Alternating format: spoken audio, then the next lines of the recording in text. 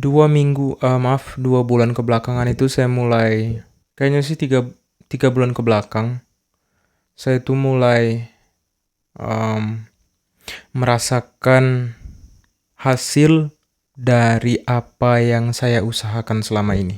Bagi yang baru datang, saya jelaskan sedikit. Saya adalah orang yang kalau zaman sekarang itu disebut dengan overthinker. Orang yang mikir berlebih, orang yang memikirkan hal-hal yang tidak perlu difikirkan, orang yang terkadang memikirkan hal-hal yang nonsens, bahkan cenderung tidak perlu, dan itu akhirnya membuat pikiran saya terlalu penuh, dan akhirnya entah apa yang terjadi belakangan sekitar 2 tahun ke belakang, atau seumur hidup lah, terkadang hampir setengah hidup saya, itu saya tutupi dengan rokok. Semua pikiran negatif itu saya tutupi dengan rokok, dan setelah ada kejadian-kejadian yang memaksa saya untuk melepaskan rokok, dan ada juga beberapa kejadian dalam hidup saya yang membuat saya sadar akan betapa tidak pentingnya rokok ini, akhirnya saya memutuskan untuk berhenti merokok. Dan ada juga beberapa kejadian dalam hidup yang akhirnya membuat saya harus, bahasanya itu, tersadar dari kenyamanan tanpa tujuan, tanpa hasil, dan cenderung ditanamkan oleh orang lain.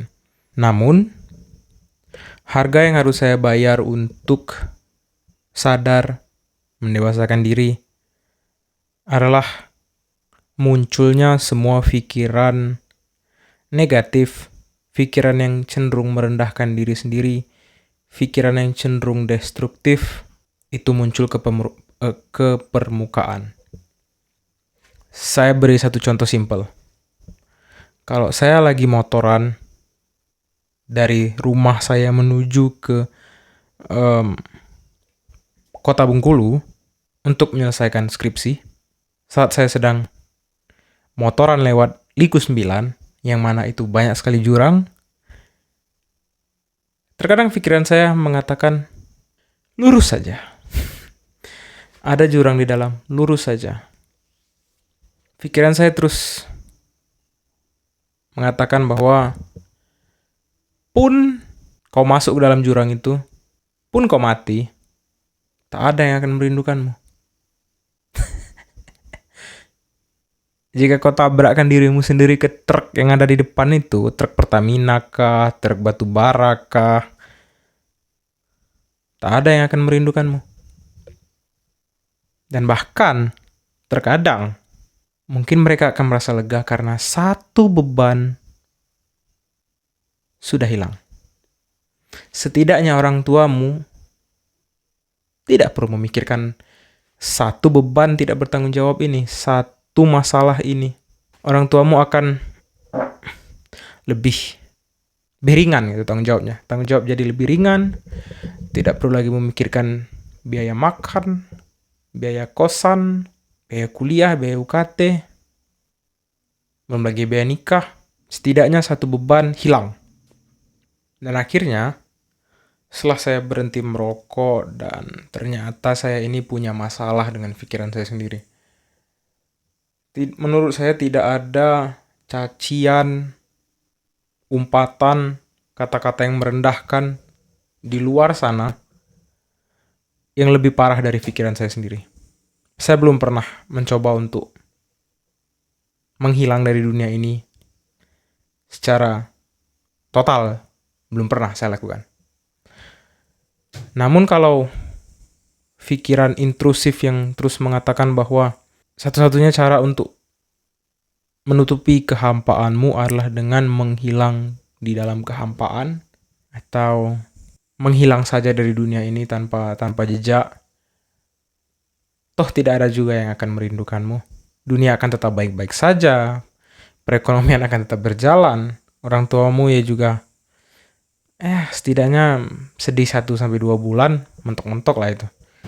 Mereka juga akan terus harus menjalankan hidup, sampai sampai di titik dimana saya merasa bahwa kalaupun detik ini, hari ini saya hilang, hidup akan tetap berjalan. Dan faktanya memang ya hidup akan tetap berjalan. Balik lagi ke topik. Setelah saya mencoba untuk melepaskan diri dan akhirnya lepas dari candu ini tadi, akhirnya saya membuka luka-luka lama. Luka-luka lama itu mulai bermunculan. Depresi lah, sedih, mikir berlebihan, luka-luka waktu saya dibully masih SMP dan SD itu kembali lagi. Saya juga tidak pernah merasa puas dengan badan yang saya miliki karena dulu saya sering dibully dengan bentuk badan yang beratnya itu berlebihan. Saya juga merendahkan diri saya sendiri karena sampai sekarang saya belum selesai kuliah, yang mana saya juga tidak ada alasan untuk menyelesaikan kuliah ini, jujur saja. Kalau bukan ini tanggung jawab dari orang tua yang harus saya selesaikan, toh juga mungkin alasan utama saya sekarang untuk masih berusaha untuk menyelesaikan kuliah ini karena orang tua, dan mencari kerja sekarang itu memang harus ada strata 1. Meskipun Indonesia masih jauh, sangat jauh untuk menilai skill, meritokrasi atau kompetensi, ya mau tak mau saya harus berdamai dengan itu. Salah satu dampak yang saya rasakan pasca berhenti merokok adalah sepi. Beda ya, kesepi dan kesepian. Menurut saya itu sangat beda. Saya nggak kesepian menurut saya, tapi saya itu sepi. Seperti ada void, atau kalau dalam bahasa Indonesia itu kehampaan di diri ini. I don't know. Sampai sekarang saya belum menemukan alasan untuk melanjutkan hidup. Saya katakan sekali lagi. Sampai sekarang, sampai umur 25 tahun, saya belum menemukan alasan untuk tetap melanjutkan hidup. Saya tidak ada cita-cita. Saya tidak tahu akan nanti meninggal dalam profesi sebagai apa. Saya lebih banyak tidak tahunya sekarang itu. Saya mencoba untuk mengupgrade isi otak saya ini dengan baca buku. Mungkin ada beberapa orang yang menganggap bahwa saya pintar mungkin. Ada pepatah yang mengatakan bahwa kita ini punya 1000 wajah, 1000 impresi, 1000 karakter yang berbeda-beda di setiap orang yang kita temui. Ada yang menganggap kita ini ramah, ada yang menganggap kita ini pemarah, ada yang menganggap kita ini pembohong, ada yang menganggap kita ini pelit, ada yang menganggap kita ini royal, dan banyaklah versi kita yang diciptakan oleh orang-orang yang kita temui sepanjang hidup. Saya mencoba untuk mengupgrade pengetahuan saya dengan membaca buku, meskipun ya banyak yang buku yang saya beli belakangan ini belum saya baca. Saya tahu kekurangan saya adalah di fisik, dan itulah yang sedang saya perjuangkan karena cuman itu yang bisa saya kendalikan. Mungkin ada juga yang menganggap, dan pastilah ada yang menganggap 25 tahun, saya sekarang 25, hampir masuk 26, semua orang sudah mulai berakselerasi, entah itu karir, keuangan, pendidikan, dan saya masih tetap berada di kamar ini, di rumah orang tua, tabungan belum ada, hutang ada, tidak ada semangat, tidak ada tujuan hidup, mental tidak stabil. Salah 3, salah 4, salah 5 dari berhenti merokok adalah menyadari bahwa suatu saat saya juga akan mati. Dan orang yang menguburkan saya juga akan meninggal. Dan saya akan terlupakan di garis waktu. Jujur sekarang saya hanya berjuang hidup itu dari satu hari ke hari yang lain. Dan tanpa sadar, 2 minggu sudah berlalu, 1 tahun sudah berlalu, sekarang sudah mulai masuk bulan Juli 2025. Waktu berjalan begitu cepat dan hidup saya masih terbawa konsumerisme, iri dengan orang lain. Malam-malam sebelum tidur, terkadang menyesali apa yang saya lakukan pagi tadi, mengirikan apa yang tidak saya miliki, mencaci maki diri sendiri. 25 tahun. Mungkin ini adalah harga yang harus saya bayar untuk hidup. Dan berhubung saya sudah hadir di dunia ini, berhubung sudah ada tanggung jawab yang harus saya selesaikan, setidaknya saya tetap berusaha untuk jujur pada diri sendiri. Entah itu pahit, manis, ambigu, saya akan tetap berusaha untuk jujur pada diri saya sendiri. Apapun keadaan yang datang. Kalau ada kegiatan yang mengharuskan saya untuk hadir, dan sebenarnya saya tidak ingin hadir di sana, maka saya tidak akan hadir. Karena saya tidak akan rela mengorbankan kebahagiaan saya sendiri untuk sekedar dianggap baik, dianggap peduli di mata orang lain. Saya tidak akan datang ke acara nikahan orang kalau memang saya tidak ingin. Saya akan datang kalau saya memang ingin datang dan saya peduli. Saya tidak akan mencoba untuk tertawa. Saya tidak akan mencoba untuk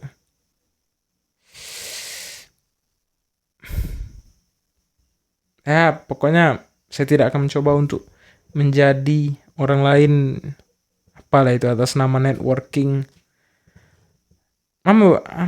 Sepertinya harga yang harus saya bayar adalah miskin. Tapi saya sudah lahir miskin dan udah biasa, udah kenal lingkungan kemiskinan itu, sudah saya kenal. Dan juga yang saya sadari sekarang ini bahwa banyak standar yang orang ciptakan dan mereka gaung-gaungkan dan mereka teriak-teriakkan di media sosial itu hanya untuk membuat kita merasa tidak cukup, dan akhirnya mereka akan menjual produk, entah itu course online, entah itu produk kecantikan, entah itu alat-alat, baju, celana, sepatu, alat elektronik, liburan. Kalau memang butuh silahkan, tapi kalau saat kita udah beli namun kita merasa tidak puas, merasa unfulfilled, merasa buang-buang waktu, ya benar, itu adalah buang-buang waktu dan buang-buang uang. Kalau memang barang yang kita miliki itu memang benar-benar kita butuhkan, if you have the money, then buy it. Yang saya sadari adalah belakangan saya terlalu terjebak dalam konsumerisme. Entah itu langganan-langganan aplikasi, itu musik, Spotify, Strava, Instagram, bahkan sampai saat ini saya juga masih heran kenapa ada orang yang bayar centang biru sedangkan mereka tidak benar-benar butuh. Ya, apa gitu. Saya juga tahu itu IG Anda, namun itu apa gitu beli centang biru, kecuali Anda mau mulai bisnis, Anda mulai mulai sosial personal branding, apalah itu yang memang membutuhkan kredibilitas di media sosial. Go on. If you are super crazy rich, it's okay, it's your money, not mine, but what for? Mungkin terdengar random, namun video ini saya buat untuk memberikan gambaran kepada orang-orang yang akan tumbuh bahwa inilah sisi di mana orang-orang biasa yang terjebak dalam pikiran mereka sendiri dan tetap mencoba untuk bangkit meskipun mereka juga tidak tahu apa yang ingin mereka capai dalam hidup ini. Mereka juga tidak tahu apa yang harus mereka lakukan. Dan terkadang mereka juga berpikir bahwa jika saya pergi dari dunia ini, menghilang, toh tidak ada juga yang bakal merindukan saya gitu. Meskipun ya paling 1, 2, 3. 3 orang paling yang merasa kehilangan. I don't know. Maybe I'm wrong. Maybe I'm right. I don't know. Let's see. But I'm still trying to live. Hang on. Meskipun ya, I'm trying to live. Saya sedang mencoba untuk hidup. I'm trying. Di balik senyum yang saya tawarkan kepada dunia, di baliknya itu ada rasa ingin menghilang dari dunia ini. Itulah dia. Sebentar lagi saya akan menginjak umur 26. Excited? Ya.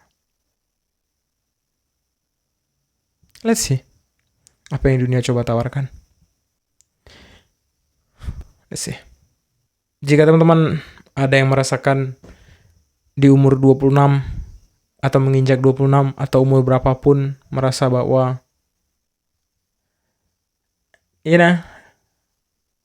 agak gitu, agak sepertinya menghilang ide menarik.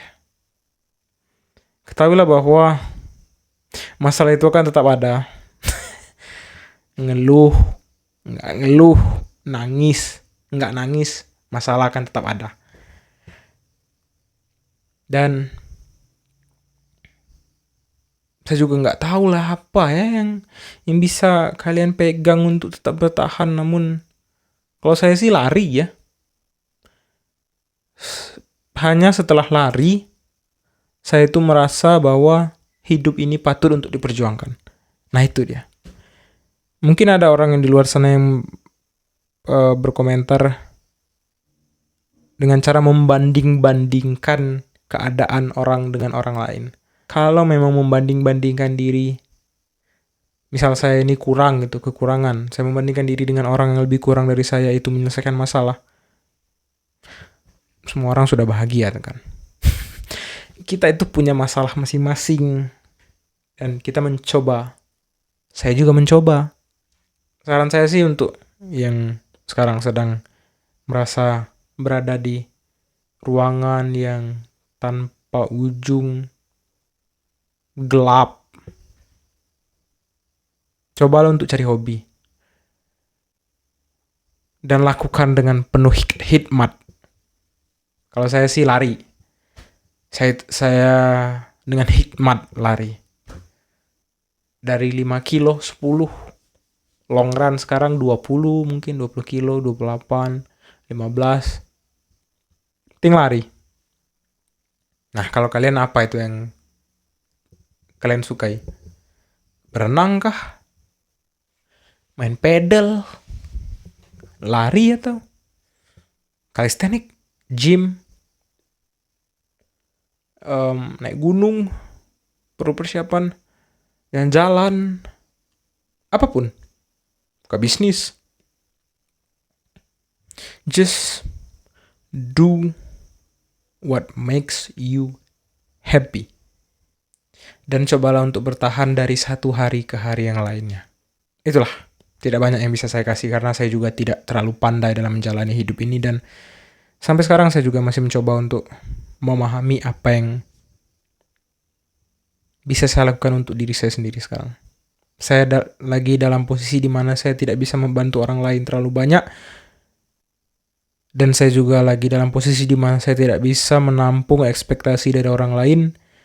Karena membantu diri sendiri dan menampung ekspektasi dari saya sendiri juga sekarang belum selesai dan belum mampu saya lakukan. Maka dari itu, mari kita bertahan satu hari dimulai dari hari ini sampai entah kapan itu ya. Keep trying. Meskipun tidak ada jaminan di ujung akan bahagia, ya seperti itulah. Sampai jumpa.